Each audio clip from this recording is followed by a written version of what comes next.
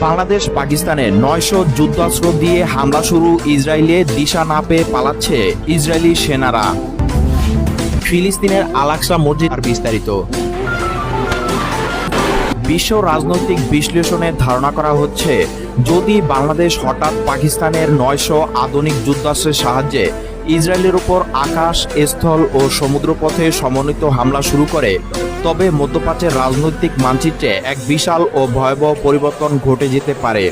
এটি কোনো বাস্তব পরিকল্পনা নয়, বরং একটি সামরিক কল্পকাহিনী যা আধুনিক যুদ্ধনীতির সম্ভাব্য প্রভাব বোঝাতে উপস্থাপন করা হচ্ছে। ধরা যাক 2025 সালে মাঝামাঝি এক ভোরে বাংলাদেশ হঠাৎ করে পাকিস্তানের সহায়তায় 900 যুদ্ধাস্ত্র, যার মধ্যে রয়েছে ballistic missile, drone, air defence system, যুদ্ধবিমান ও ট্যাঙ্ক, এসব দিয়ে ইসরায়েলের মূল অবকাঠামোর উপর হামলা চালায়।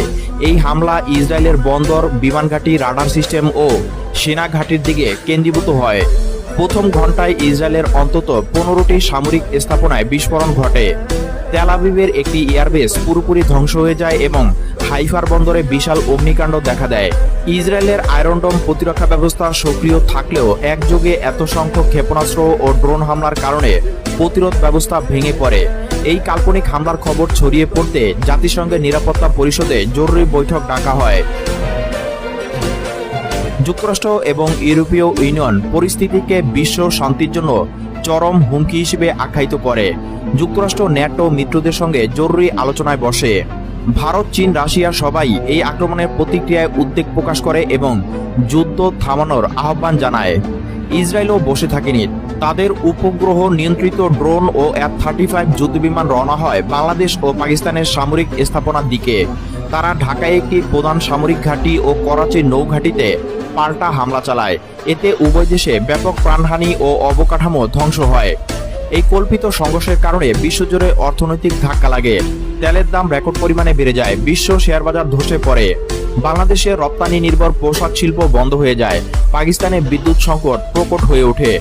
ইসরায়েলের প্রযুক্তি খাত প্রায় স্থবির হয়ে পড়ে। ইসরায়েল ও গাজা অঞ্চলে সাধারণ মানুষের দুর্ভোগ চরমে ওঠে। লাখ লাখ মানুষ শরণার্থী হয়। জাতিসংঘ এবং রেড ক্রস মানবিক সহায়তা দিতে শুরু করে। বাংলাদেশ ও পাকিস্তানেও বিমান হামলার ভয়ে মানুষ নিরাপদ আশ্রয়ের সন্ধানে ছোটে। চলমান সংঘর্ষের চতুর্থ দিনে জাতিসংঘের মধ্যস্থতায় একটি যুদ্ধবিরতির ঘোষণা আসে। তৃতীয় পক্ষ হিসেবে তুরস্ক ও সৌদি আরব মধ্যস্থতার ভূমিকা রাখে। এই যুদ্ধবিরতির শর্ত অনুযায়ী উভয় পক্ষ সামরিক আগ্রাসন বন্ধ করে এবং আলোচনায় বসতে সম্মত হয়।